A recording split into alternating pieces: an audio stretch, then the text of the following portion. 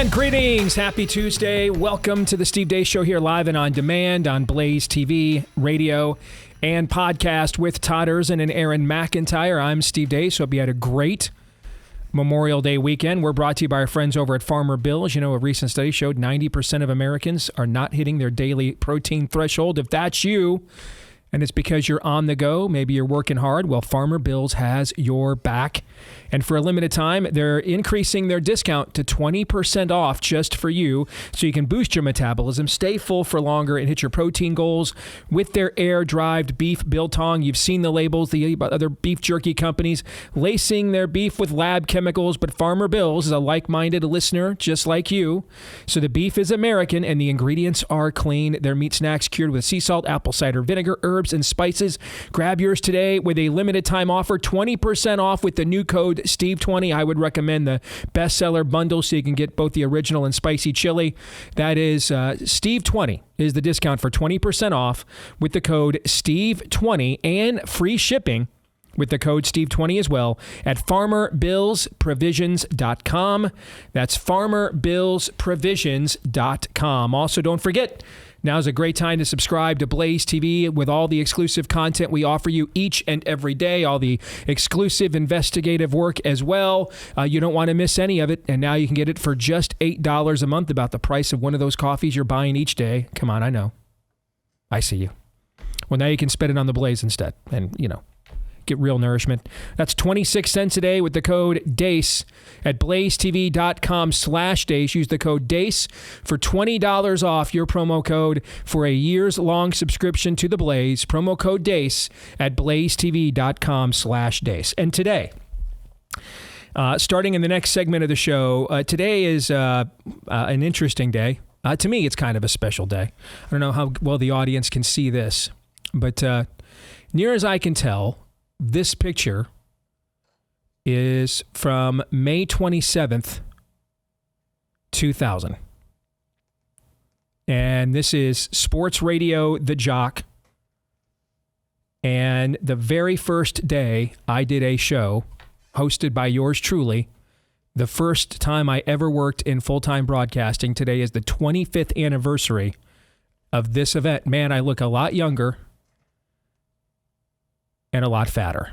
Now, as we take this stroll down memory lane, starting in the next segment of the show, that's going to be a reoccurring theme, okay?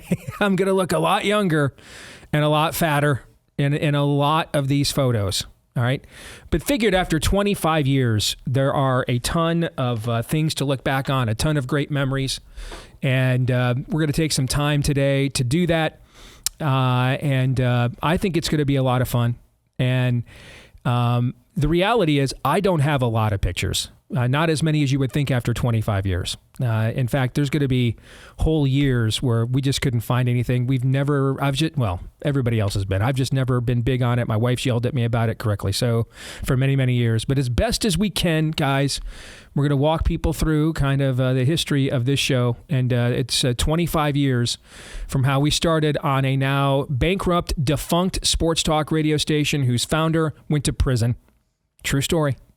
How we started there and ended up here on one of the largest alternative news media websites in the history of the platform. So we're going to have some fun and get through all of that coming up in the next segment of the show. But before we do, let's get to Aaron's rundown on a bunch of stuff that happened while we were away. What happened while we were away, brought to you by This Morning. It's officially official. Hi, everybody. I'm Robert F. Kennedy Jr., your HHS Secretary, and I'm here today with NIH Director Dr. Jay Bhattacharya and FDA Commissioner Dr. Marty Makary.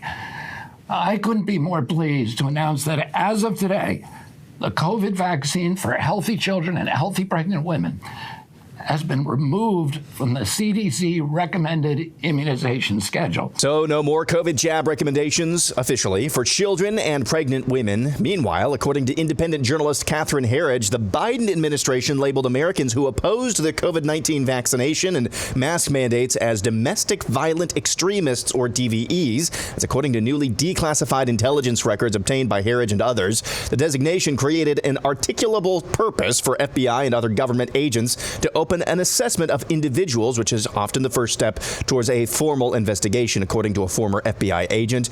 Rogue judges are getting increasingly emboldened over the weekend. It took one federal judge just hours to attempt to file an injunction against the Trump administration's new order blocking Harvard University from enrolling foreigners. On another matter, another federal judge issued an injunction over the weekend attempting to block the United States deportation of violent criminals back to South Sudan in a move Secretary of State Marco Rubio says is causing serious and irreparable damage to U.S. foreign policy.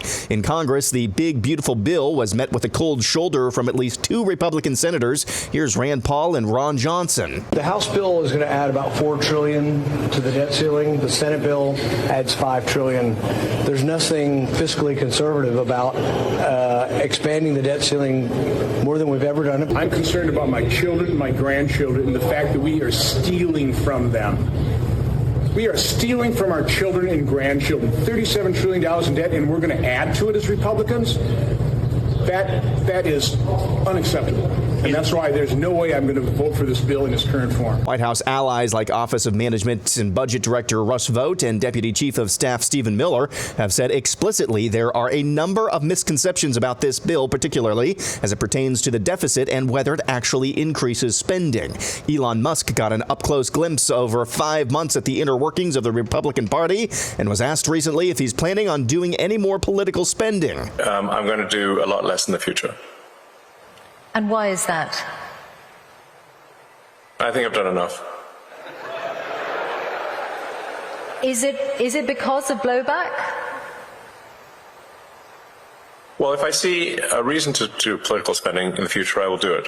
I do not currently see a reason. President Trump is growing frustrated with both Russian President Vladimir Putin and Ukrainian President Vladimir Zelensky as the former continues to reportedly shell civilian areas deep inside Ukraine, and the latter allegedly attacked Putin's helicopter with drones. He's killing a lot of people, and I don't know what the hell happened to Putin. I've known him a long time, always gotten along with him, but he's sending rockets into cities and killing people, and I don't like it at all, okay?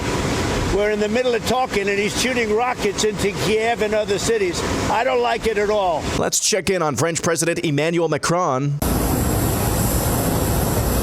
For those of you listening, Macron gets shoved in the face by his wife and elder by 25 years, Bridget, in full view of the international media during a trip to Vietnam. That's weird. Democrat leaders have reportedly dropped $20 million on a study examining the way young men communicate in an effort to win back a demographic they've been struggling with. According to the New York Times, the study is codenamed SAM, short for Speaking with American Men, a Strategic Plan, and promises investment to study the syntax, language, and content that gains attention and virality in these spaces. It recommends buying advertisements and video games, among other things. A memorandum associated with the study says, quote, above all, we must shift from a moralizing tone. We must shift from a moralizing tone. Learning Chinese today. Today's phrase is, I'm pretty sure your main problem is that you're fake and gay. 我很确定你的主要问题是你虚伪而且是同性恋. In Seattle, a gathering of Christians at a public park was shut down by a horde of violent Antifa degenerates. Naturally, Seattle's Mayor Bruce Harrell is blaming the Christians. And finally, Duck Dynasty star and Blaze Media family member Phil Robertson has passed away at the age of 79. Robertson was a devout Christian and loving husband, father, and grandfather, and never missed an opportunity to share the gospel in interviews, speaking engagements, and otherwise. It's not long drawn out. You can get the information in a day. I did. I got it in about an hour. Bill Smith told me what the gospel was. Jesus dying, being buried, raised from the dead. I'm like, you can live forever? He said, you can live forever. I said, it's too good to be true. It's too good to be true. He said, it probably is too good for us, but it is true. I said, how in the world did I miss that? Phil Robertson finishing well at the age of 79. And that's what happened while we were away. Aaron's Montage brought to you by my upcoming book, Richie Meets the Rainbow. We're at about 75% sold right now on our pre-sales of the special edition autographed copies by yours truly. Yes, I am personally signing all 2,500 of them. And then after that, there will be no more full-sized hardcover editions of Richie Meets the Rainbow. If you want to celebrate Pride Month, you want to come out and celebrate Pride Month as it was always meant to be from the very beginning of Pride. All right. You want to do that with us? RichieMeetsTheRainbow.com is where you can go. We are down to about 25%. You guys, given we had a holiday, GoDaddy took our website offline for about 8 hours the day that we launched. So given the fact it was a holiday weekend, then GoDaddy screwed with our website.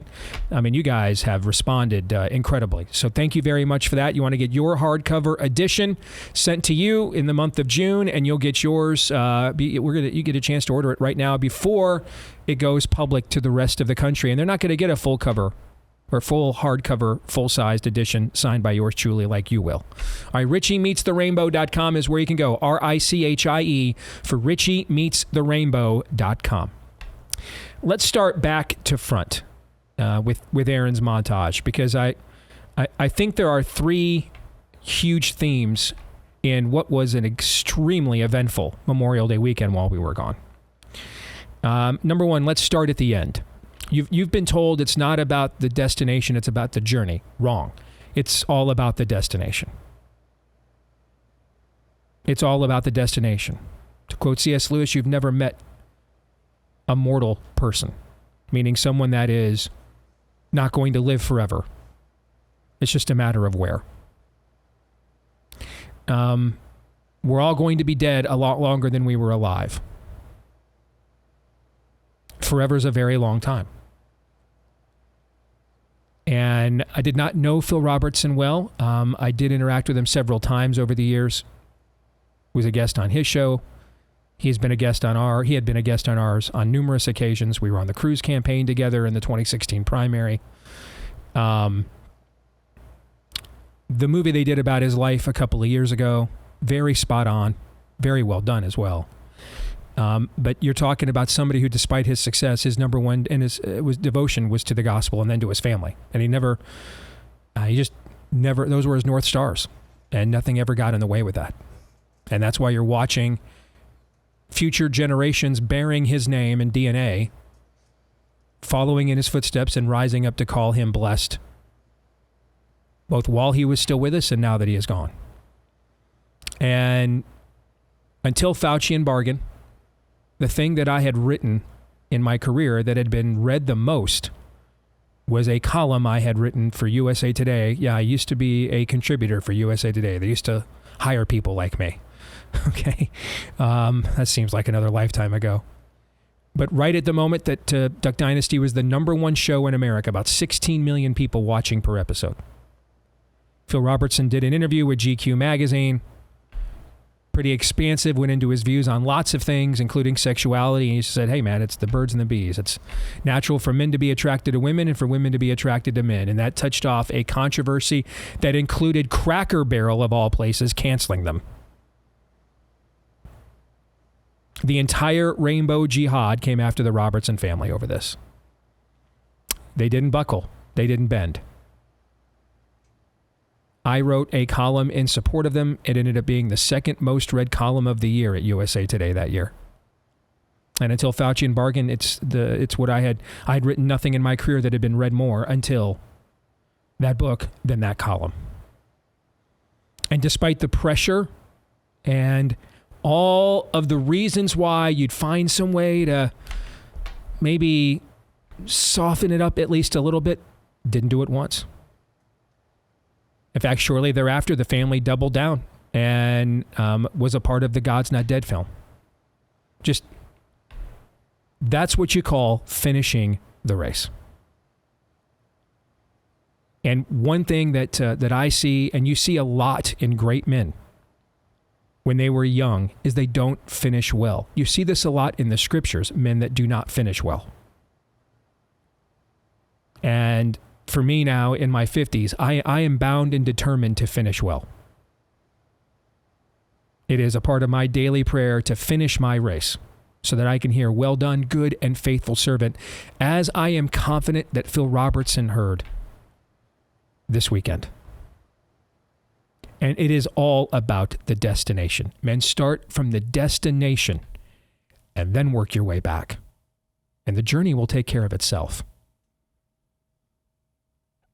It's pretty amazing providential timing that you're doing your 25th anniversary show right after he passes away, because if there's overlap of one Blaze employee to another in terms of their life stories. Mm-hmm. You two have a lot in common in terms of what you've both overcome and how you've been uncompromising once you overcome it. So I think God's talking today in a number of ways. I hope you're right about that. And I've thought about that. And if I should be blessed to live as many years as him, that would give me about another quarter century to make sure that I finish well. And I think if you men first realize what the end goal is, the details and the journey will take care of themselves. Now let's go to the top. We have discussed a lot on this show in the last few weeks. Maha kind of maturing as a movement, facing some division within its own ranks. Well, today, it's right around the timetable that I suggested it, which was Memorial Day weekend. But they didn't do it the way that I suggested it. I said, hey, just put out a press release the Friday before we all go to Memorial Day at like 4 p.m. and get her done. They did do it around the timetable that I suggested, but they did it way more publicly. And that is really with the triumvirate that is currently running American healthcare policy right now. RFK Jr. is HHS Secretary. And you have Marty Macri there at the FDA. And then you have Dr. Jay Bhattacharya at NIH and Anthony Fauci's old position, appearing today to announce that they are pulling the toxic COVID jabs for children and for pregnant women. Remind us again, Todd, in terms of policy, why this is a big deal in terms of what it means that it's now no longer going to be a part of the childhood vaccination schedule. Well, this was one of the main scams during COVID. In order to ultimately have a mandate for any vaccine, it has to be applied to the population at large. So that's why they needed the kids to have it, even though the kids didn't need it. It was business the entire time, like mob level business. And that's why this is so important. They did it kindly with a smile on their faces. But those three right there are Elliot Ness telling the mob to get the hell out of your family's life. Is this a unifying moment now for this movement, do you think? Oh, it better be. And your points are apropos about, the testing of a moment, a time when the bullets are flying and can you coalesce enough? Well, it's not going to be perfect moving forward because, as I said just last week, a movement that thought this chance might never come, they're hungry for this. They're not going to give up on it. They're going to be stubborn about it. But do not let the perfect be the enemy of the good. Right now, absolutely take this win and use it as an opportunity to put some of the rancor of the last couple of weeks aside and come and reason together. Because just look this thing in the mirror. Yes, you've got the momentum. The win is at your back. You should absolutely try to build upon that. But also realize how very short time ago you thought this was impossible. So I think about the forerunners to Maha. So we would agree this is some kind of a watershed win for Maha. Yeah. Is this happening? Right? Yeah. Some kind of watershed win. Maybe not on to me, repealing the vaccine mandate or vaccine liability shield from 86 is you guys' version of Roe v. Wade. So it doesn't rise to that level, but it is the first signature win you guys have had since you came to power in this administration. Is that fair? This is a watershed win. Well, yeah, and if you didn't get it, people were already saying, was this even real? We're not going to be part of this political movement or anything like that. Well, I think that speaks very well of your movement. Here's why. I think of the forerunners of people who attempted disruption within and from the right in America in the last generation. The Christian right would be the first example of this. I would say, and that was formed in response to Roe versus Wade. I would probably say its first signature win after Ronald Reagan won in 1980 was Ronald Reagan enacting what has gone on to become known as the Mexico City policy. And this thing gets reenacted if there's a Republican president and repealed if there's a Democratic president. But it essentially says the United States federal government will not take part in promoting and funding the killing of babies internationally as part of its foreign policy. And Reagan was the first to institute this, but that happened in 1984, so that would be 4 years. 4 years. I cannot think, I mean, maybe the sequester. Remember the sequester? Do you remember that? Yeah. Maybe the sequester, which I mean, look that up. I thought that was in when was the sequester? I thought that was in 2017. Okay, that was actually 2013. So that would have taken the Tea Party movement. That was its only win, basically, by the way. That was its only win. And I would not put that anywhere near where this is at. So I would put it ahead of the sequester, but clearly behind a repealing of Roe v. Wade in terms of a watershed win. But that was really, other than making a lot of people mind-numbingly rich and famous, the Tea Party accomplished nothing of substance. And so after the first Tea Party wave in 2010, it took 3 years for the sequester to happen in 2013. 3 years for its one and only anything remotely resembling watershed win. So 4 years for the religious right, which is still an entity. It still is very a significant coalition. 3 years for the Tea Party, which was just grifted out of existence. And for the first iteration of MAGA, I mean, we didn't complete the wall in the first term. I don't know that I can think of the first iteration of MAGA, his first term, had lots of successes, but I don't know that a lot of them we would call watersheds, because a lot of them were just erased, except for the foreign policy stuff. All right. So, but that really came to fruition in the final year of Trump's presidency with the Abrahamic Accords. So I would say Maha is off to a very good start. Yeah. And more to the point, warp speed level of implementation in the face of the thing that Donald Trump once declared as his greatest success, as you said rightly, Steve. The closest thing you probably ever get to any kind of apology, I don't even know if that's the right term from Donald Trump, is the fact that he put RFK Jr. in place on COVID. Well, this is like the apology squared. Pulling this back, what Donald Trump has said was one of his signature achievements. Now, we've talked about, if I was him, I would say, these guys totally lied to me. But for whatever reason, he's not prepared to do this. But the speed at which something like this happened in the face of something that Donald Trump advocated for, again, I think goes to show a great deal of humility from a president of the United States who's almost 80 years old, and humility hasn't really been his thing. Donald Trump allowed this to happen. I think you just made an excellent point with that. This is some form of atonement and penance. We can all argue whether it is enough or not, and guess who gets to decide that? You're the voter, so you actually get to decide if that's good enough for you. But what is inarguable is that it is some act of atonement or penance. How far and whether it's gone far enough, we can all debate it. I'm happy to debate it, and as a voter, you are permitted this. But it is an act of atonement and penance, and there's nothing biblical or Christian at all about condemning someone while they are committing acts of atonement and penance. There just isn't. You can encourage them to do better. You can say, hey, there's more to go and more to come. But condemning someone as they're in the act of atonement and penance for a said act that they are atoning and doing penance for, there's just nothing Christian about that at all. You know who that actually sounds a lot like? Yeah. The climate cult people, yep. Every cult on the left that there's no such thing as absolution forever. That's who that sounds like a lot like. Were you going to add to that, Aaron? That's exactly what I was thinking. Oh, sorry, I didn't mean to steal your thunder. No, it's perfect. It sounds a whole lot like the people that we say we're fighting against. Yes. Now, again, you could demand more, and you get to decide that. You're the voter. You get to decide that. But this is some baseline amount of atonement and penance. And the amount of presidents who appoint the people that can overturn their own policies, I mean, that doesn't happen every day, folks, just in case you were wondering, okay? There's other things in here. The big, beautiful bill battle in the Senate, that's going to be an ongoing, this is a negotiation. That's going to go on and on. We'll have plenty of other time to talk about that. The Seattle mayor pulling a Nero, hey, here's blaming the Christians for the fire he started.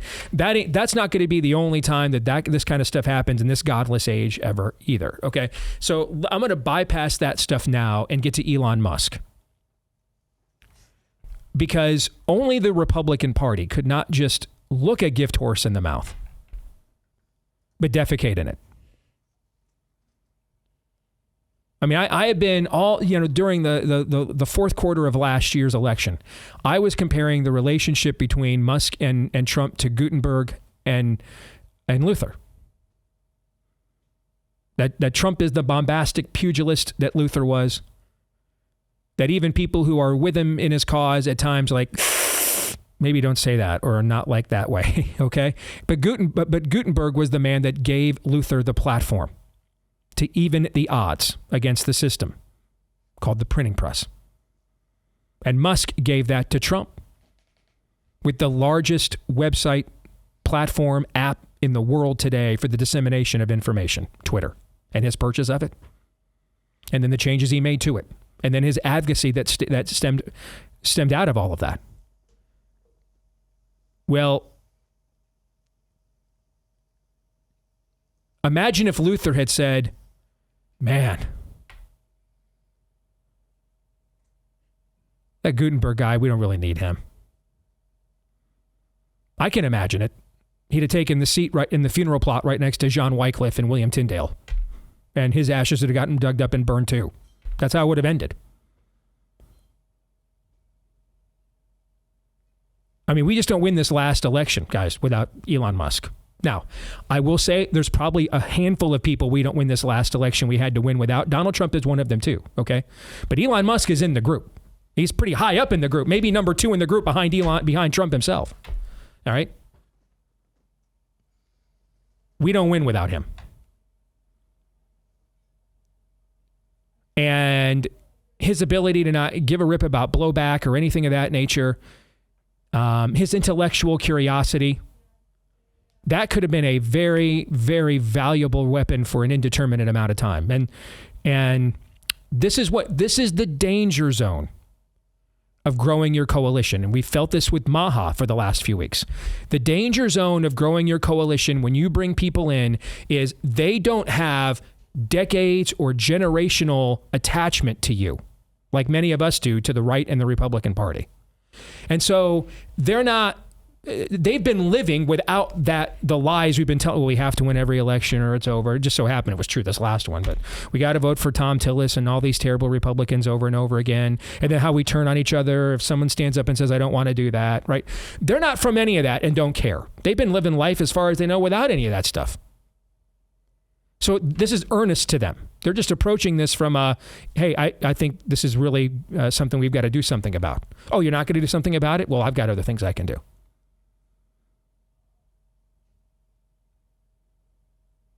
Keep in mind, it didn't even take half a year to demoralize a literal gift from the heavens in Elon Musk. Didn't even take half a year to do that.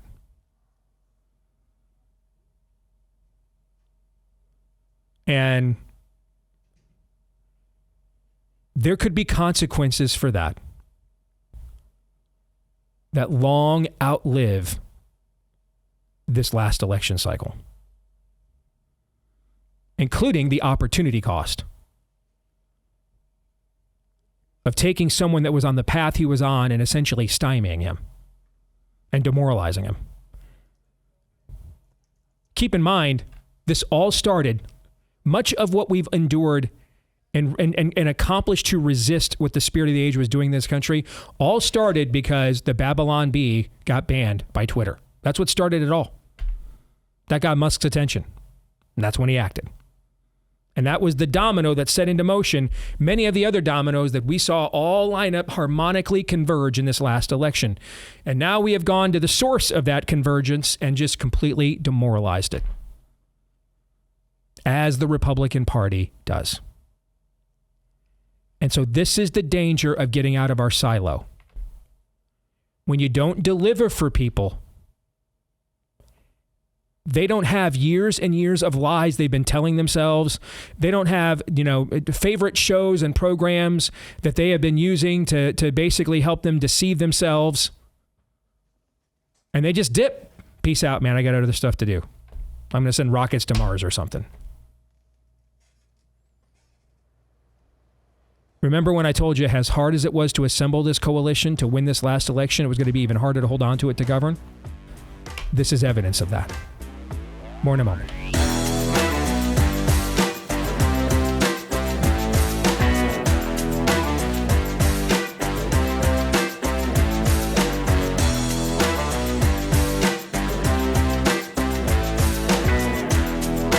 All right, back here on the Steve Deace Show, brought to you by our friends over at Relief Factor. If you have been struggling with chronic pain, that's from too much inflammation in your body, and you're just thinking, there's just nothing I can do, maybe. We do get older. These bodies do give out.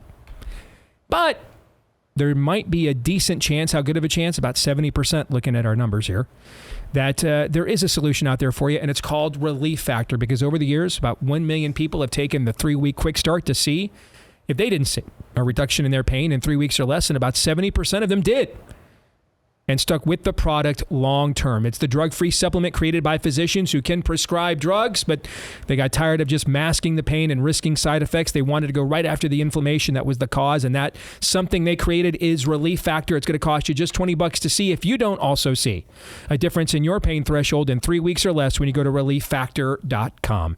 Get started today with the 3-week quick start for just $20 at relieffactor.com. Who knows? You could be their next success story at relieffactor.com or call 800-4-RELIEF.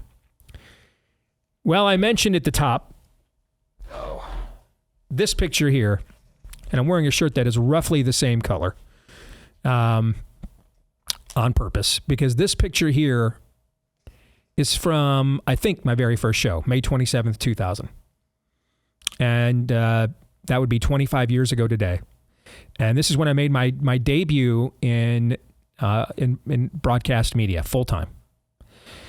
And it all started because I was a writer for the Des Moines Register sports section. I had gotten in with the local sports station after writing a feature about their coming to Des Moines as the first sports station in city history. And they offered me a part-time gig, and it really started to grow, and I started to like it. The newspaper got pretty upset, though, that I was giving opinions on teams that I wasn't given the beat to cover. So I was kind of superseding their own reporters' coverage, and I understood that. So they gave me a choice. They told me, hey, you got to choose whether you're going to stay here and keep working up the food chain as a sports writer, or if you want to go over there and do that. And I, not surprisingly, really liked the option of giving my opinion more. All right? And I remember Amy and I got together and tried to figure out, what are we going to have to make if I'm down to just one job, all right? And we realized that it was going to probably we're going to probably need about $500 a week. And so I went into the manager of the sports talk station now is a guy named J. Michael McCoy. The previous guy who gave me my break, Marty Terrell, ended up going to prison. I got fired from that gig, and then a couple of years later, just had left a paper trail of too much nefarious activity, and ended up going to prison. Okay, and so I went into J. Michael McCoy's office to negotiate that I was going to come over full time, and what it was going to take. And he says, "Okay, tell me what you think you should make." No one had ever asked me that before, so I wasn't sure what to answer, but I had an idea in mind of what I couldn't walk out without. So, I swallowed hard, man.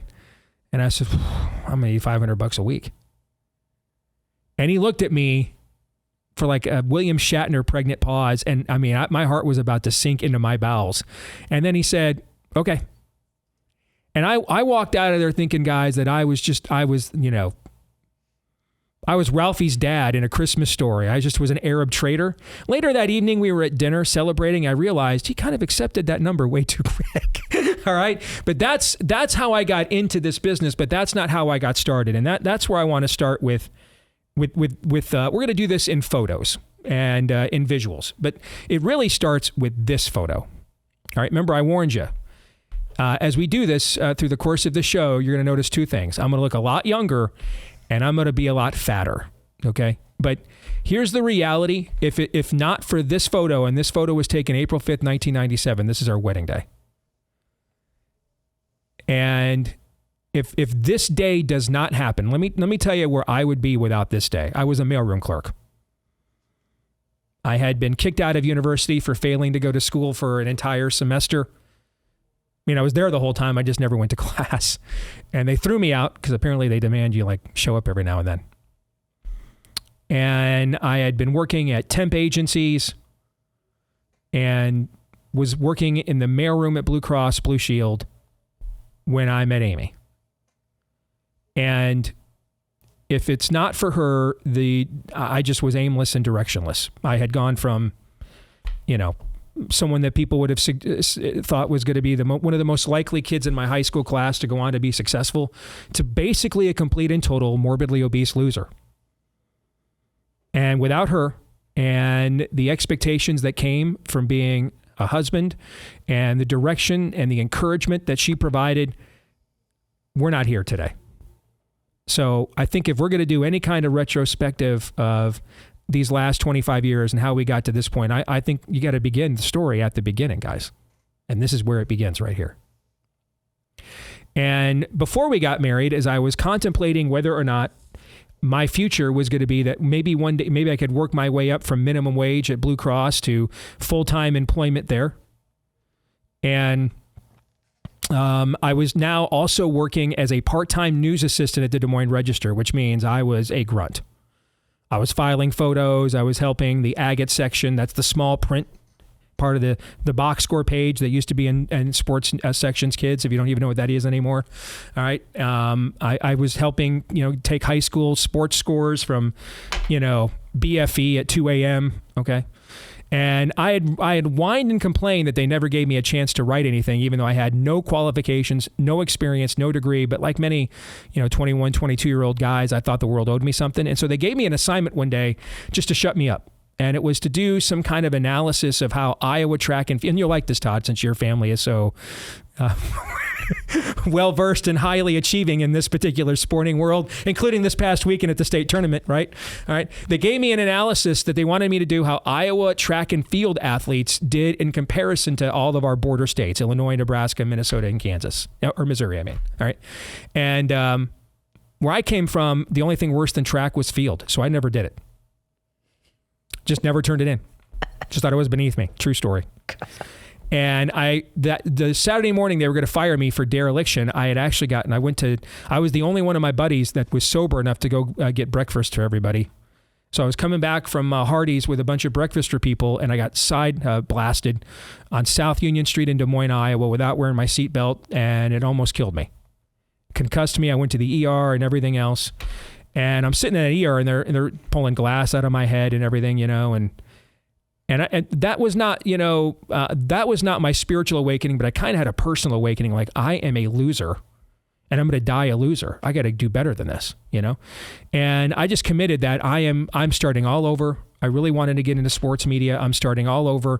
Whenever I'm healthy enough to go back, man, I am just going to be the hardest working grunt they've ever had at the Des Moines Register sports section. And when I showed up to work about a week later with a neck brace on, the liberals in that newsroom were they just didn't have it in them to fire me after that. And they only told me like a year later that they were going to fire me that very day. All right. There was a reason why I was coming in first, so that, to start working on what we called at the time, the Big Peach, was like a legendary sports section the Des Moines Register had, because it was peach colored. And it won all kinds of awards, and Gannett, sponsored it as one of their prized possessions in their arsenal. And they had me come in first one day because they were going to fire me before everybody else got there. But I never made it into work that day because I was, in a serious car accident that night. So almost a year goes by. Amy and I were talking about getting married. Getting to that day you saw in that photo. And I'm like, I got to figure out, man, if my future is in this business or not, So we had the number one boys basketball team in the state, was coached by a guy named Bob Horner. His son Jeff went on to be a starting point guard at Iowa, and he had a kid on his team named Dean Oliver that Kentucky was recruiting, and ended up starting at Iowa as well. And we hadn't covered them because they were outside of the Des Moines footprint. So I called them up on the phone and acted like I was the new high school reporter at the Register. True story.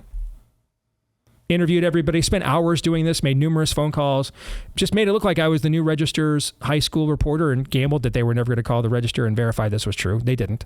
So I start writing the story. And one night on the sports desk, after everybody's gone home, I kind of linger, wait till everybody leaves. And then I write the story and file it in the computer system like I would if I was a sports writer. And there it is. That's the story. So Monday morning comes now. This was on a Saturday. Nobody's there on Sunday. Monday morning comes. I'm back at the mailroom at Blue Cross. Marcia Reedburn, my supervisor, walks up to me and says, "Hey, man, there's somebody on the phone and they're pissed. All right, they're looking for you." All right, so I go grab the phone. It's Larry Lamer, the deputy sports editor of the Des Moines Register. Man, he's like, "You get your bleepity bleep over here this afternoon when you get done, because we need to talk about this stunt that you pulled." And back then, the Blue Cross and the Register were literally across the street from each other. That's how I worked at both places without a car. I didn't even have a car. I was getting by on a bus, right? And I'm watching the clock thinking this is going to be the most short-lived sports writing career of all time. And I get over there and I get into Larry's office and he is just berating me. And it sucks because everything he's saying is true. I am guilty of everything he pulled. And I am trying to think of what's the lasting line years from now when I'm, on Court Avenue with all the other guys that, work 9 to 5 downtown after work. And I've got this cool story about how I once, got to the drop on the sports editor at the Des Moines Register. What's the snotty thing I'm going to come up with and salvage whatever shred of dignity I have left. And as I'm trying to think of what that's going to be, Larry looks at me and says, but I got to be honest with you, your story's damn good. So we're going to run it on the front page of the sports section tonight. And that story, including that matted article that Aaron, there it is again. This is the first gift my wife ever bought me. She had this article shipped to her from the Des Moines Register, had it matted, and this is the actual gift from almost 30 years ago, right, babe? Yeah, my wife is here, actually. She's sitting in the back. That's 1996 is when that article, or 1995 is when that article is from. So exactly 30 years ago. And that's how I got started in this business. From there, when we move on to sports talk radio, again, this is going to be a familiar theme. A lot younger and a lot fatter. This was the very first ever radio promotional event we ever did. It was for a 3-on-3 basketball tournament downtown. And as you can see, I am all three guys. Okay. Is this the first one to a heart attack loses game? Yes. Yes. It's That was vicious, Todd. Who's the other guy? I don't remember who that is. I'm sorry, I don't. But this was a 3-on-3. Even back then, I'm wearing Fab 5 Michigan basketball shorts, as you can see. But no way. But this was the very first radio promotion I ever did for Sports Radio The Jock. It was a 3-on-3 basketball tournament, and I was all three guys. Okay. As you can see, I basically had, those are size, I think 3X shorts. That's a size 5 or 6X, 4X short. Thank you, Amy. Thanks. Appreciate that. All right. A size 5, 6X t-shirt. So yeah, that's the summer of 2000, guys. Yeah.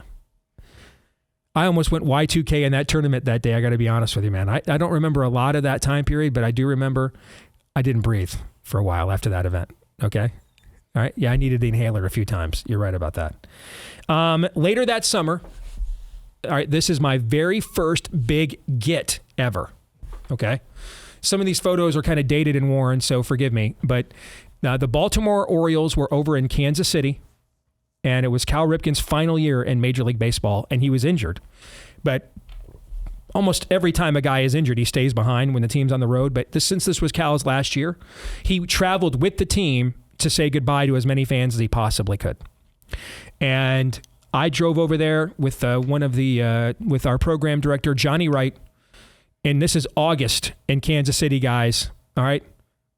So we're talking 120 on the field, 130. And you love the heat. Oh, you do. Especially, and you know how much I loved it at 400 pounds. All right. So, I loved it back then too. And I'm out there waiting to try to get an interview with Cal Ripken Jr. out there on the field at Kauffman Stadium. Finally, after he signed every autograph he could, he signed them all, guys. I mean, he stood out there in that heat, not playing anymore, injured, and signed every autograph and took every picture he could.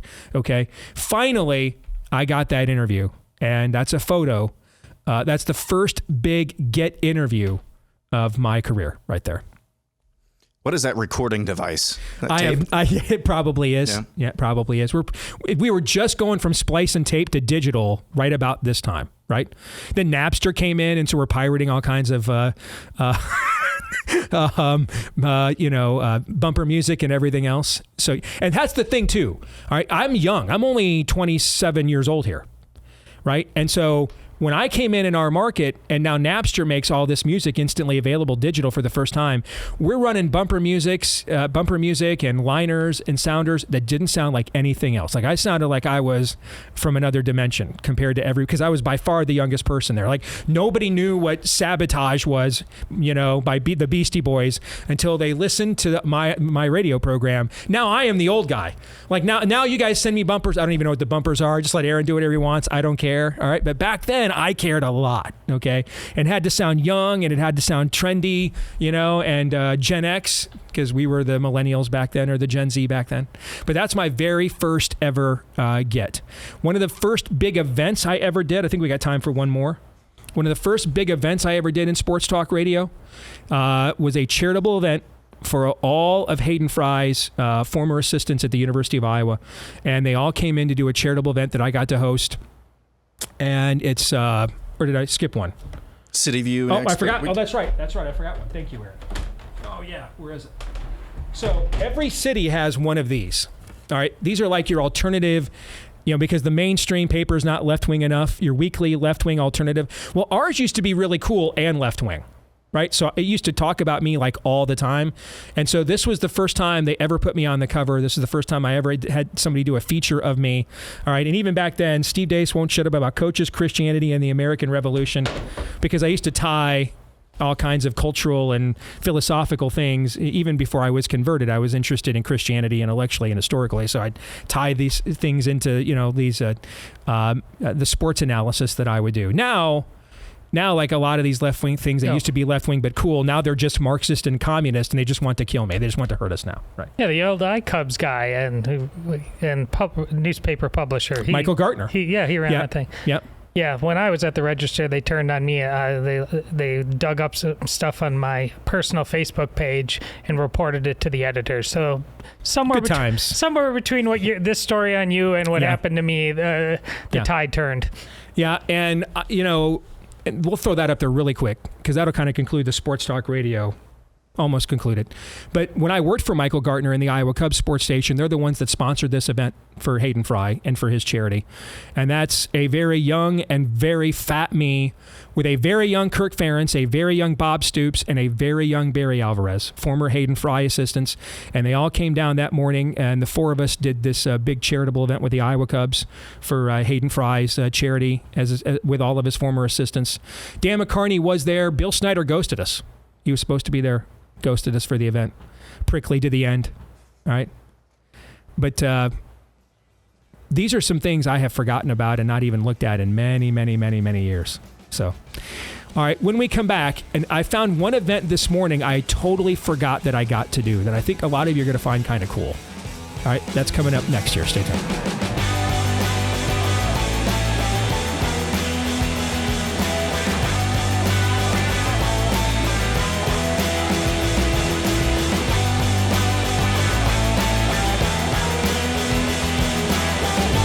All right, back here with Hour 2, live and on demand on Blaze TV, radio, and podcast with Todd Erzin and Aaron McIntyre. I'm Steve Deace. Let us know what you think about what we think via the stevedeace.com inbox. That's Steve at stevedeace.com, DEACE. Like us on Facebook, Me, We, and Gab. You can follow me at Steve Deace Show on X, Instagram, and TikTok. Don't forget, you can also find me via YouTube. But we need you to subscribe to our new channel there, please, as we're trying to overcome all those years of censorship from that platform. YouTube, go to @Deace Show on YouTube. That's @Deace Show on YouTube. And then also, if you love the podcast version, thank you guys. You're a big part of our audience. Please show your love. Declare it, in fact, by leaving us a 5-star review wherever you choose to podcast from. And then on iTunes or Apple, hit follow, hit subscribe everywhere else. And that will assure that every time we do one of these new episodes, it's for sure right there in your podcast feed. And thanks to all of you that have done that for us as well. Thanks to our friends at Angel Studios. They've got another hit movie out. It's called The Last Rodeo, in theaters now, from the team behind The King of Kings, which was just an incredible film. from earlier this year. Sound of Freedom, which was an incredible film from a couple of years ago. And their latest, The Last Rodeo, an action-packed story of a retired rodeo legend who comes out of retirement, straps it on one last time to risk it all as the oldest rider ever in the arena for his grandson. It's all about healing broken bonds, facing the past, proving real courage and sacrifice. It's raw, it's heartfelt. And because it's from Angel, that it also has redemptive elements as well. The Last Rodeo is where you can, what you want to look for, and then you want to get tickets at angel.com/Steve. That's angel.com/Steve. Again, angel.com/Steve. And let me mention this again, because we've only got about 25% of our books left now of the special full-sized autographed hardcover editions of Richie Meets the Rainbow, a heartwarming tale of childhood enlightenment, just in time for Pride Month. RichieMeetsTheRainbow.com, RICHIE for RichieMeetsTheRainbow.com. Again, head over to RichieMeetsTheRainbow.com. Make sure you get yours while supplies last, and then everybody else gets the unsigned copies when they come out publicly in the month of June. So today is my 25th anniversary full-time in broadcasting. So we're spending some time today taking a stroll down memory lane over the last 25 years. And let me just say from the outset, and I mentioned this at the top, there's just, when you do this for 25 years, there's just going to be too many people and too many names. I can't possibly remember. I can't remember everybody. I just can't do it. And there are so many folks that I don't have pictures of. You're going to see, for some odd reason, I don't have any pictures handy of my time on the Cruz campaign, for example, and a few other things too. I don't have any pictures of me and Joel McRae and Van Harden together, or me and Jan Michelson together at WHO Radio. And I without those three individuals, I would not be where I am today. I owe WHO a Wookiee life debt for what it did for my career. And now, listen, I made WHO a lot of money too. Okay. So they were overall pretty happy with the arrangement, but they took a chance on me and my level of radicalization.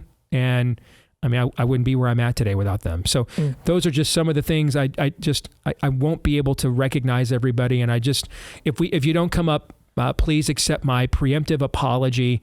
I tried to scrounge up as much stuff as I could and make it as unique as I could, but I'm just not going to be able to go ahead and put everybody in a 25-year retrospective. Yeah, I want to be here. I mean, all those coattails I talk about, those guys, thank you, because I'm listening to WHO one day, and I didn't listen to sports radio, and there's this guy subbing for Jan Michelson. Like, who is this guy? And 25 years later, here we are. Here we are. All right, so I forgot all about this. I was going through these photos this morning to catalog how we were going to do this today. And I found one, I just had completely forgotten I had a chance to do this. So, PGA Hall of Famer Fuzzy Zoeller. Unfortunately, he is more known for the rant he went on after Tiger won the Masters. But I digress. Other than the amount of accolades he earned there out on the golf course. Well, he came to Des Moines for the U.S. Senior Open one year. And I had completely forgotten, if you see this, I got to caddy for him. I totally forgot about this. I totally forgot. And I have to tell you, he ragged on me for being a fat ass the entire time. For 18 holes. The entire time. Actually, it was 9 holes. There were 3 of us, or 2 of us. And so I did the front 9. Another guy did another quote unquote local celebrity did the back 9. Okay. And this was the pro-am round, the Wednesday before the event starts. Okay. And so this was the practice round, the pro-am. By the way, you can see I'm wearing socks with sandals. You got to love that. All right. But yeah, I mean, he ragged me for being, basically Chunk from Goonies all 9 holes. And I got to tell you, I loved every minute of it. I'm being honest with you. All right. I loved absolutely every minute of it. I mean, it was a ton of fun. He was a ton of fun. I completely forgot about that. All right. Now, one of the things I did, I've always tried to do stuff that maybe wasn't being done before. And because you have to find out, is it because no one did stuff before because it's a bad idea? And I've had a lot of bad ideas. I found out the hard way. Oh yeah, no one did this before because it's dumb. Okay. But here's the thing. If you don't do stuff no one ever did before, folks, listen to me. In any career, if you're a young man right now, in any career right now, you're not going to get where you want to ultimately go if you're not willing to do stuff no one did before. And so for every 5 times I tried to do something that no one did before and it didn't work, there's at least once or twice within those 5 times that I tried to do something no one did before, and it did. All right. And it gave my career a huge boost. So one of the first things I ever tried to do was go on the road with the show and cover media days at Iowa and Iowa State in person with live radio programs. And we didn't have the technology to do this all online like we're able to do now. Guys, everything had to be wired into cable. None of this stuff was digital yet. All right. And so this is one of the first years I ever did this. And I'm glad we got this photo. I found this photo because one of the guys that I got to work with in my career who was just so kind to me and passed away several years ago that I've never mentioned before, his name is Tim Dara. That's the other guy, the skinny guy in that photo. You might recognize the guy we're talking to there. But that is longtime NFL quarterback Seneca Wallace when he was just about to become the starting quarterback at Iowa State. He had not played at all yet. Okay. And then years later, I have a photo of Seneca when he first debuted his football camp. I have a photo of Seneca Wallace with my son Noah when he was just a little dude, kind of came full circle there. And so no one had done anything like that.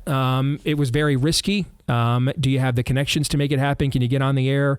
These were not easy things to do in local radio at the time without ISDN lines that take tens of thousands of dollars to install and everything else.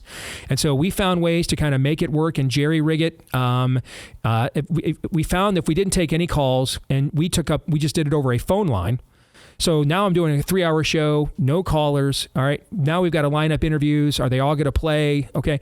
A lot of this technology that we all are able to do with this stuff today that we all take for granted. I mean, dude, we were hot wiring this thing like the Millennium Falcon to do this stuff 25 years ago. But that's the kind of thing that set me apart from other people that did this in our market is no one had ever heard live right there at Iowa Media Day in real time while the event is going on, or Iowa State. So I wanted to include that because I'm just telling you, if you don't try things in your field that other people have been willing to try, you're ultimately not going to get to where you want to go. And if you want to be a caretaker, nothing wrong with that. You don't want to make a living, and that's cool too. But if you want to get to where you probably really want to go, you're going to have to be willing to try things that other people haven't been willing to try in the past. All right. Next.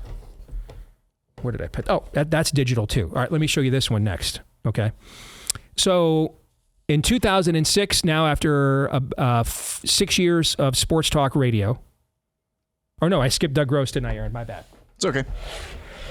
So, I'm prepared either way. So now WHO has brought me over to take over their sports talk show. More interestingly, you're including Doug Gross. Yes, I am because he's symbolic of my career in a way. They brought me over. WHO Radio owned a sports talk stations, and so I ended up. I think I'm the only person in radio history that worked for 3 different sports talk radio stations in the same market. And that all happened like in the span of 2.5 years because they kept firing me or going under. All right. And then Clear Channel brought me in to run or to headline its sports talk station with the intent of grooming me to eventually take over the main station in the afternoon, WHO Radio. And so they were having me fill in for their legendary morning guy, Jan Michelson, when he was on vacation. And the one year he was on vacation, it was during the 2002 gubernatorial election, and I had the Republican nominee for governor on. His name was Doug Gross. All right. And afterwards he sent me this note, this really nice note. And this last line of this note: I look forward to great things from you. He wrote to me in 2002. Little did he know that a year later I'd get converted to Christianity and I'd become more right-wing but less Republican. And guys like Doug Gross were the embodiment of the Republican Party establishment in my state. And once they did finally move me over full-time to WHO Radio, these guys tried to get me fired and canned all of the time. Now, first, though, they tried to co-opt me and buy me off. And Doug asked me to lunch once after I'd taken over on WHO, and I'm raining down ordinance on the Republican Party sellouts. And he's trying to take advantage of Kelo versus New London and steal a bunch of people's farmland in Iowa. And I'm using my radio program to push back against him. And I've got people like a state legislator named Jeff Kaufman coming to me, asking me for help. But he doesn't want to speak out against Doug Gross because he's in the legislature and he's afraid the party has... Now, what's funny is Jeff Kaufman is now the chairman of the Republican Party of Iowa. Okay. But he's coming to me asking me to help his constituents get the word out about what Doug Gross is trying to do to their land. And so I did. And I mean, I went right after them. I went after Chuck Grassley, wanted $50 million for an indoor rainforest in Cedar Rapids. I nuked that. Chuck Grassley hasn't spoken to me since. That was 20 years ago. All right. These people hated my guts, guys. And so first they tried to co-opt me. And so Doug asked me to lunch one day, and we sit down to lunch, and I'll never forget this. And he says, Steve, do you want a relationship with me? And I said, I'm married. I mean, I'm just a first date, man. I mean, let's get to know each other a little bit first. All right. And finally he goes, wait a minute. After an hour and a half of a back and forth, he goes, wait a minute. I think I finally am starting to understand you. Now, this is a guy, of course, claiming to be a quote unquote devout Catholic, of course. He's already been the Republican nominee for governor at this point. All right. And he says, I think I'm starting to understand you. You think the Bible is true and we should do what it says. And I'm like, yeah. He goes, well, what about the parts everybody argues about? I said, what about all the parts people don't? I mean, I'm not asking government to make a definitive declaration on progressive sanctification and whether we can lose our salvation. How about that part where it says, don't murder? Let's do that. And I looked at him and I said, hey, you want all these 80-20 compromises. Doug, can you tell me how an unborn baby is 20% alive? Can you tell me how that works? At that moment and many other moments on the air, I made him regret prophesying essentially, I look forward to seeing great things from you. He got his wish. Just maybe not in the way that he originally thought. Tough but fair. Tough but fair, indeed. The impact that our show made on HO, even from the start, again, it just sounded different. It was way more aggressive. It was way younger. And my own newspaper now did a cover story, the Des Moines Register. They did a cover story on me. And now again, this is what's so funny. 17 years later, I'm one of the only Iowans who's ever produced a movie that went into, maybe the only Iowan that's produced a movie that went into mass motion picture distribution. The Register didn't cover it at all. Didn't mention it. Didn't come to the premiere. Nothing. Okay? This just goes to show and demonstrate again how much the media culture has changed. So back then they still thought, they disagreed with me, but they still thought they still covered me fairly. That's framed in my basement. That's from when we first started. That's from October of 2006. We started on WHO June 6th of 2006 was my first day at WHO. And that all started, by the way, because Citadel, which is now Cumulus, they came to Des Moines wanting to start a talk station to compete with HO. And their general manager came to my house and literally offered me a blank check. And he said, whatever amount it will take that isn't obscene, and we'll write out whatever non-compete you have, we want you to come to us. We're younger, trendier. We're going to be on FM. You're more aggressive. You belong with us. You put whatever number you want in it that's not crazy, and we're going to make this happen. And after he left our house, my wife, I closed the door and I'm thinking, cha-ching. And I looked at my wife, Amy, and she goes, shiny fruit, shiny fruit. We're not doing that. We're never taking that offer. And I knew she was right, but man, I hated it. Okay. But here's what they did do though. Okay.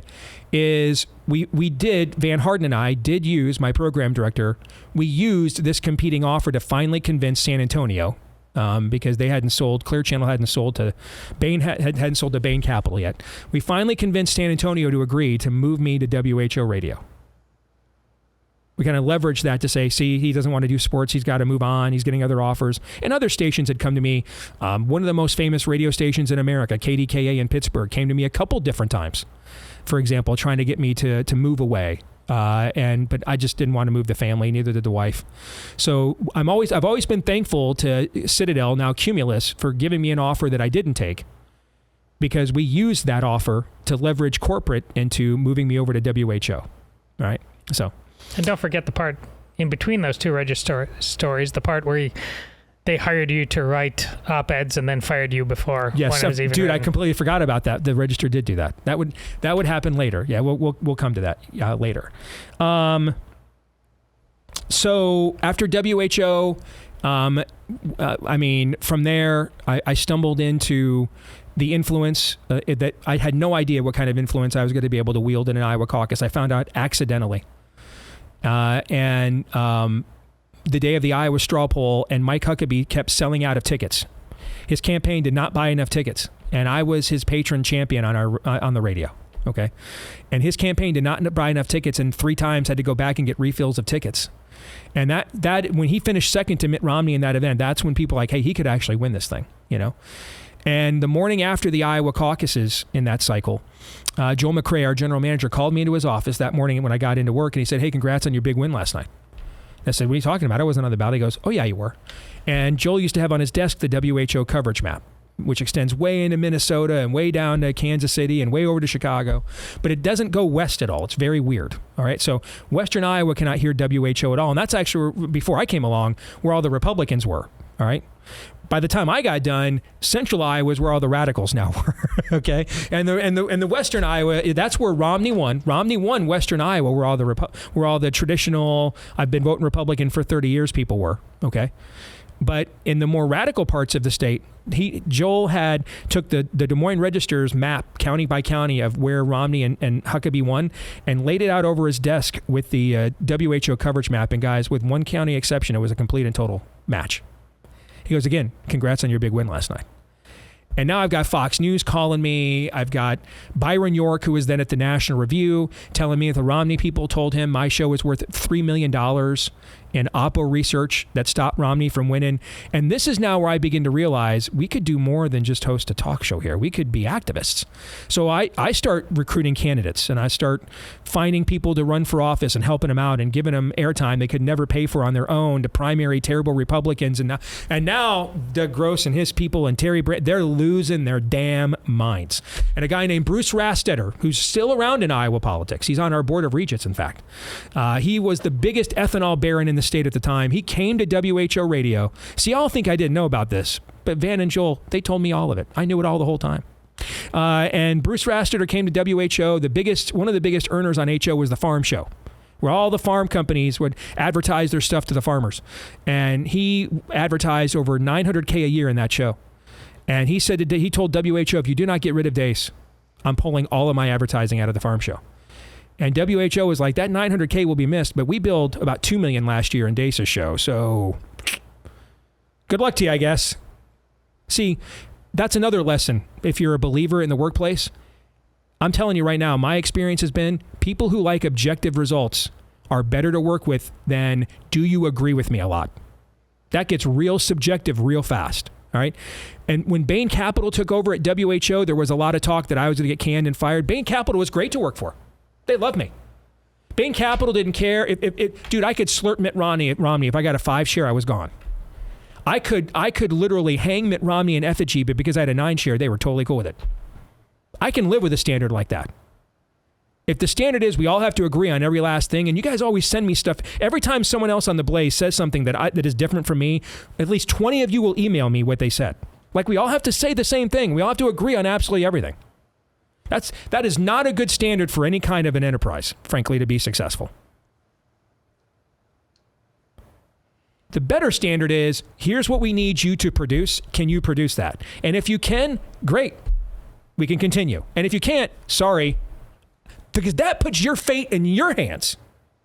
Subjectively trying to make sure I'm in alignment with every other human being made up of 2 trillion cells, and I don't know what kind of day they had every day, and they don't know what kind of day I'm having. Good luck with that. You like your wife every day? She like you every day? No. It's human nature. You're not going to be in alignment with people all the time. And I learned a very valuable lesson from the company Mitt Romney started, so I was very thankful for that. All right. So after the course of HO, I had a group of Christian businessmen come to me after we successfully threw the judges out, and they said, hey, we saw what you were able to do in Iowa. We want to see if you can go national. And they put the money up for me to go national, and it took a long time to get here. In the 2012 Iowa caucuses, I think we've got a picture of me and Newt. There we are, master planning, game planning down the stretch of the Iowa caucuses. And I mean, for my generation, you know, I came of age like during the 94 Republican Revolution, right? So for my era, I can't tell you what it was like to get to work next to Newt Gingrich, okay? I mean, he was the intellectual giant of the right from our era when I was growing up. And the thing was to find out that I could like intellectually hang. I'm not saying I was his equal, but like I could like hang. Like this is one of the first times I thought, because you never know. Hey, I was big in Des Moines. Could we do this nationally? Working with Newt on his campaign and realizing my wife sometimes should come in and tell the story of the dinner that Newt and I had, where she was at, and it was like an intellectual tennis match back and forth for an hour and a half. Who can keep up with the other man? And eventually I had to tap out. All right, he got me. I'm going to admit to you, he got me. But I lasted probably about 9 or 10 rounds in that fight. Okay. And that was the first bit of confidence. I thought, you know what, maybe I'm not just an Iowa thing. Maybe I could do this nationally. I mean, I'm freaking hanging with Newt freaking Gingrich, man. And I'm carrying a conversation with this guy. So maybe these guys that invested all this money in me getting out of Des Moines, maybe they did see something that I just didn't even realize. It's so neat to have just a small piece of these puzzles, because I remember very fondly back to that campaign, because I think you and I became better friends at that moment, because we were both, I was working for the Register, but I was supporting Santorum at the time. And so we were talking on the phone more than we had in the past about the campaigns and the differences and wanting, you know, the best for one of these guys. I have very clear memories of our chats on the phone and your relaying the how am I doing this right now? Yeah. And look how far you've come even since then, but it was really cool. Aaron, let's skip ahead to 15. All right. So this is photo evidence, guys. These events occurred. All right. So this is me. I'm now with the Washington Times. That's one of the first gigs I got when I went out on my own. And this is me in 2014 at CPAC. There's Rebecca, Aaron's predecessor, who's now has her own successful radio career and married with a family. That's why she left me. She wanted to get married and have a family, and it worked out for her. She got exactly what she wanted. All right. Jen, not pictured, who is your forerunner, Todd, because she actually took this picture. So she took the photo. This is us on Media Row at CPAC in 2014, and I am there to, it's taken like 3 years just to get to this point. Okay. And I'm about to launch my first ever wide release book, and there you see it right there. Rules for Patriots, How Conservatives Can Win Again. And if we go to the next photo, there you can see CPAC actually did a book signing for me in 2014 for Rules for Patriots. And the endorsements on the back of that book are Newt Gingrich is there, Donald Trump is there. I think I've told the story before how I ghost wrote my Trump endorsement. Okay. Yes. Because during this period of time, I am talking to Trump frequently, because he's thinking of running for president and nobody's taking him seriously yet. All right. And that brings me to our next photo here. So this is the very first campaign event Trump ever held in Iowa. This is January now of 2015. January of 2014. And no, it is 2015, because it's the year after CPAC. So Trump and I he's been on. I went out with Salem. Yeah, because I took this picture. You took this picture, yeah. So Salem had brought me out to try out for New York Drive Time Radio, and I thought, what would really impress these people? Getting Donald freaking Trump on their radio station would impress them. So I called Rona Graff that morning and said, hey, is Mr. Trump available at all this week to come on my show? I'm trying out for Drive Time here in New York City. I'm out here right now. And so he calls me within like an hour. Trump does. And says, how about this afternoon? I said, all right. Okay. And then I was worried he was going to get me the job, because I didn't want to live in New York City. I wanted to do well, but not that well. Okay. So I tried to dial it down the rest of the week and not be that, and try to make it look like that's all I've got. I can get Donald Trump on the phone and have anything left. So we had not yet met in person. And this is where, this is Steve King's launch event for the 2016 Iowa caucus. It's January of 2015. All the national media is there. You can see you're just seeing some of the cameras behind me. Trump bypasses all of that media to come over and talk to me. And the rest of the media is looking at, Pudgy here, like this bleeping guy. Who's this guy? All right. Yeah, I had forgotten that you had taken that photo. That was like my second week on the job. It just started. And you're thinking, you were just so young and naive and optimistic and idealistic. But I warned you, didn't I? I warned you what would happen if you took this gig. And it happened, didn't it? Later that year, the New York Times sent a reporter out here, Jackie Calms, to do a big feature on me. And here's the feature that she wrote. It's a full color feature in the New York Times Magazine called The Proxy, and about the role my show plays in being a voice for conservatives during the Iowa caucus cycle. But she went into my past, my history. She really did a great job. But this, again, is another demonstration of how media has changed. And so this is a great article about me, but it is all written with the premise of a liberal worldview. But it's very favorable, although the terms used are to their bias. Nowadays, they wouldn't even do this. So just since in the last decade, we've gone from they will acknowledge people like us while also infusing their own worldview into their acknowledgments to we now cannot even be acknowledged. We are not even to be humanized in any way, shape, or form. And that's how we've gone from media bias to media malfeasance. Let me take a break from there. Because I want to make sure I tell you about our friends over at Jace Medical. You know, Memorial Days and the surrounding weekends have all kinds of sales. Well, right now you can add ivermectin to your Jace case for just $1, folks.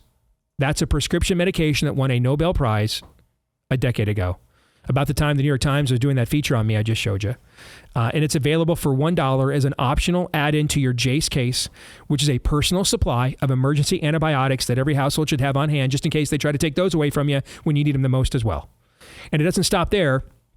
Once you've ordered your first case, you can save $50 on a second one, or even on a case for your kids. You can do more add-ons. They've got more customizable options at Jace as well, so that you can take seriously your responsibility for your family and your health and well-being.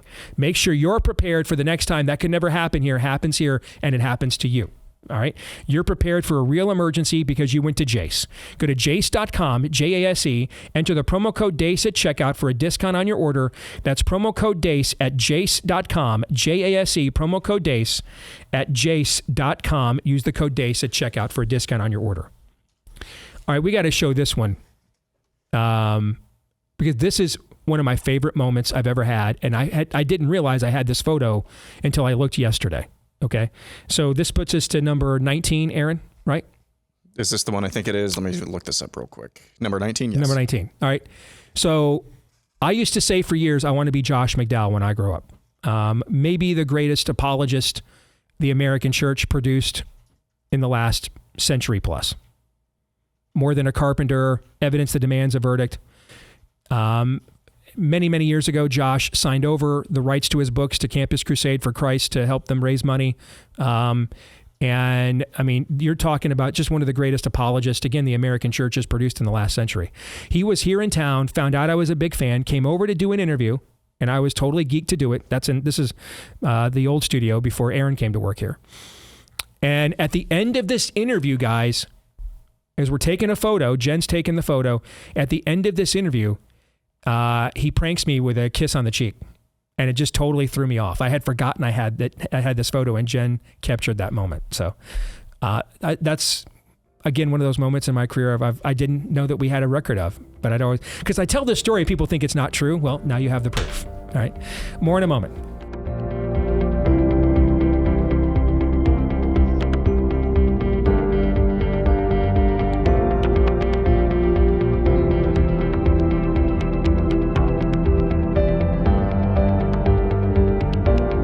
Hey, are you still paying thousands of dollars for hearing aids that maybe don't even work right?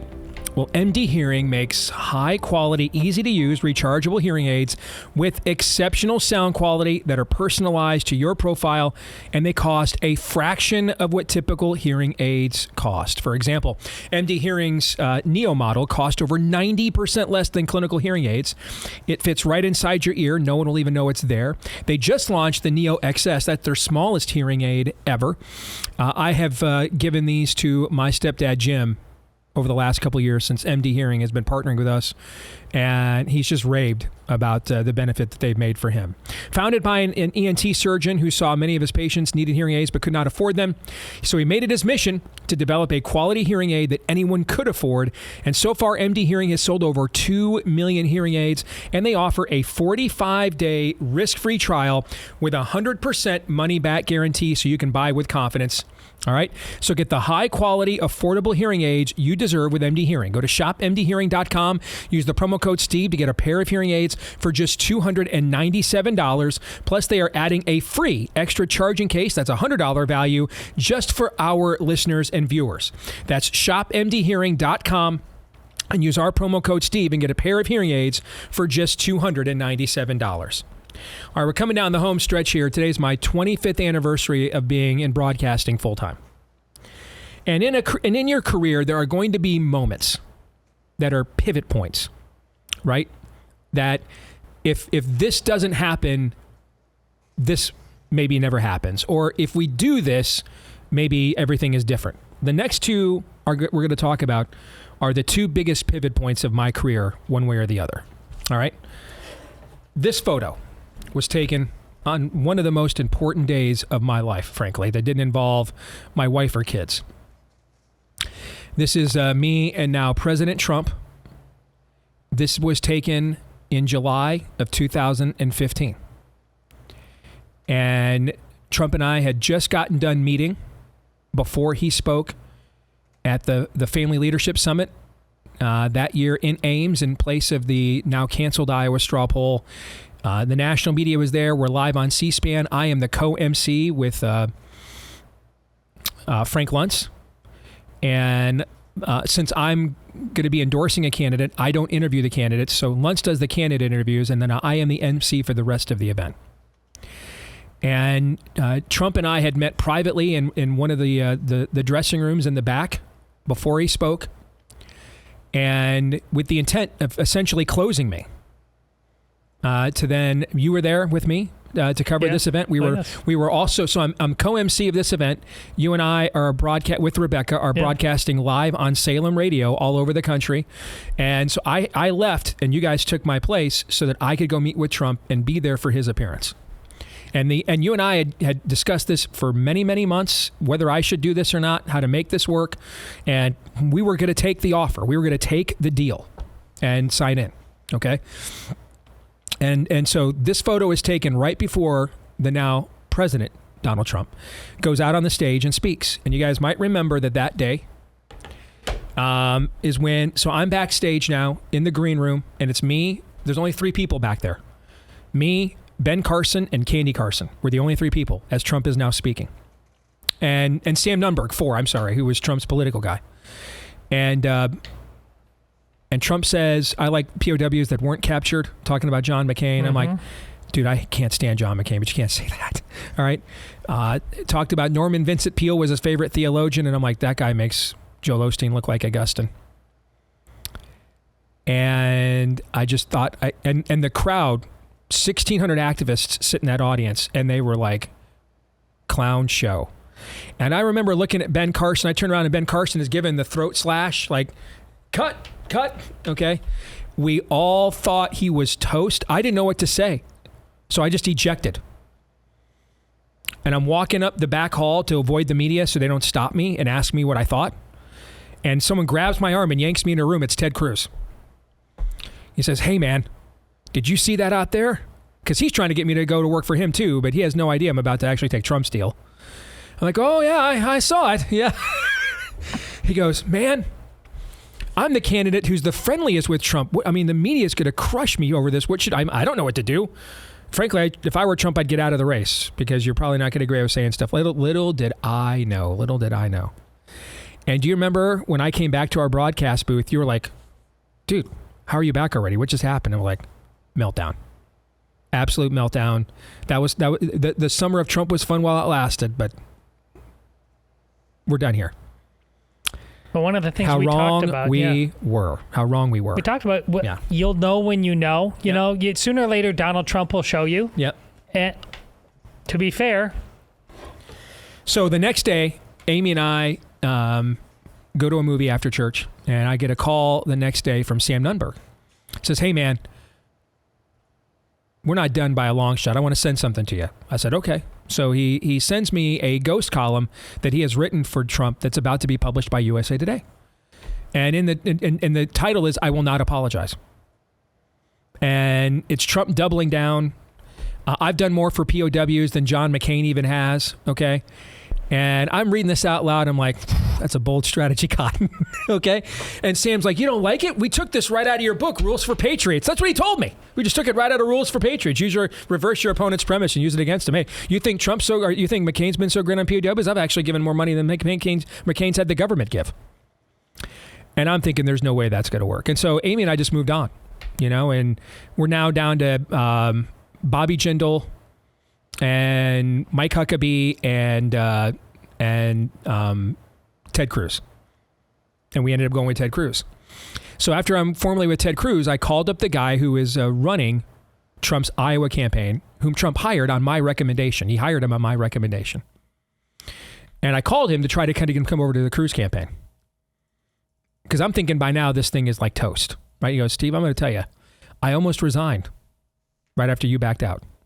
But I'm like, something told me just let this thing play out and let's see what happens. He goes, I got to tell you, in the last week, I've been besieged by emails, snail mail, even from veterans, people telling me, I can't stand what he said. I don't agree with it at all. I am so damn glad someone just said what they actually thought for once. And when the media demanded they back down, they didn't. I'm in. And he said, Steve, respectfully, I mean, I have a lot of us have a lot of regard for your political acumen, but I think you might have read this one wrong because I'm just not seeing it. What I'm seeing is even people who detest the guy and hate what he said are so happy that he didn't back down and told the media to go screw themselves. And he was right. Okay. And I was wrong. So that is one of those pivot moments. Who knows what happens if I take that gig? Who knows? Do I last long enough? I don't know. Do I flame out? We'll never know. We'll never know. But are you Steve Bannon? Are you in prison several other people? Yeah, I mean, I don't know. I don't know. But what we do know is that's a clear pivot point because for the next few years, I am now kind of in the wilderness trying to figure out what is this Trump phenomenon, right? What is it? And that brings us to the next pivot point, Aaron, number 21. The next pivot point is what happened with COVID. And what you're looking at here is the bestseller list in the United States of America for the week of April 4th, 2021. What's number one? Fauci and Bargain is. It's the number one. This is actually the second week in a row. This is the number one book in America. And now this is the other pivot point. And I just felt very confident one morning early on. The Lord woke me up at 5 a.m. and I just had this, I can't explain it to you guys. I just had this instant, I came in that morning and told you guys, this is the moment. I'm here on earth for this. Everything in my career to take me from sports talk guy in Des Moines to where I am right now was so that I would be here for this moment. And this is the moment that I am to take all the credibility I have closely guarded and tried so hard not to compromise and sacrifice like so many others did. This is the moment now to put all the chips into the middle of the table, go all in. This is the most evil thing we've ever seen in our era, in our lifetimes, may ever see. And I was literally conceived. And everything in my life put me in this moment so that for right now, I would now do whatever I could to stop this. And then a little more than a year later, Todd, there we are with the number one best-selling book in the United States of America. If you would have told me, I got into this because I wanted to fight with you on all manner of topics, but if you would have told me that we would have ended up fighting together on this topic that I had been up to my eyeballs in for a long time, but to see you in real time, acclimate yourself to it, to download the data like a supercomputer, and then the moment on the show live, when this is the list is happening, and you actually had like whatever website on live, and you were between takes. Between segments of the show, you're like, I can't believe this is happening, to break through the way you did and to foresee to publish it in softback, just get it out to the people as fast as possible because this was it's a human service. It wasn't really a business deal. Phenomenal to watch. All right, we've got 5 minutes left and about 10 more photos to show. So we're going to have to do this. I knew this was going to happen when we got to the end. So let's make sure we tell you about our friends at Fast Growing Trees first, okay? Because they've got the largest online nursery in the U.S. with thousands of plants, over 2 million happy customers. And when we say thousands, we're talking over 6,000 plants that fit any space, from indoor plants to fruit trees to full-size privacy trees and more, indoor, outdoor, whatever you're looking for. They've got support from their plant experts. They're on call to help you plan your landscape, choose the right plants for you and how to care for them as well. well. And they've got the best deals this spring that you're going to find. They've got up to half off on select plants and other deals all the time. But as part of our show, you're going to get an additional 15% off your first purchase if you use the code Steve at checkout. That's an additional 15% at fastgrowingtrees.com using the code Steve at checkout at fastgrowingtrees.com. Now is the perfect time. Use the code DACE, I should say. Did I say Steve? I meant to say DACE. I'm sorry. The code is DACE for fastgrowingtrees.com for the additional 15% off. Offer valid for a limited time. Terms and conditions may apply. All right, rapid fire. You ready? Yeah. All right. So here's a pivot point now. Now we go down a different road and we meet new people like here. Speaking in Boise, Idaho with Peter McCullough on healthcare topics that I didn't even know anything about when I first got into this business. Would not have even considered. Or I'm in Nashville with Jake doing a Vax special with Robert F. Kennedy Jr. and I are the two headliners of Jason Whitlock's Vax special. Of course, RFK is now the Secretary of Health and Human Services. All right. The next big chapter in my life and career, obviously, is Nefarious. This is the meeting. This is the house of the movie executive where I screened Nefarious for him and got and essentially secured that we were going to be able to theatrically distribute Nefarious. This is me talking to him at the end of the film in his home. I can't say much more than that because he likes his privacy. This is the family. This is all of us. Sans Autumn. She is not born yet. This is the first time I've ever ridden. We've all ridden, or the only time we've all ridden in a limo together. And this is all of us there. Stephen, Anna's husband, Anna, Zoe, Aim, me, Noah, Amy's mom, Mary, my stepdad, Jim, and then my mom on the other end. This is all of us taking the limo to the red carpet premiere for Nefarious in Dallas. And then here's our producer team. The next photo is our producer team. That's Carrie Solomon, Chris Jones, me, Chuck Conselman, the four guys that took this thing from concept to the movies. And I'm wearing, now that I look back on it, a very gay choice in a Nefarious green. It's very gay. It's very gay. Yes. We did a premiere in Iowa too. And you can see that I'm right out of the hospital. I had just gotten out of the hospital in time to do this premiere in Iowa. So you can just see from my complexion and stuff, I am not well. All right. This is the first time I was in the hospital with the MRSA. And Governor Reynolds came to that premiere on her spare time to see the film as well in a packed house. So that was really a cool moment. You might remember this moment. This is Tucker and I backstage before he went out and ended Mike Pence.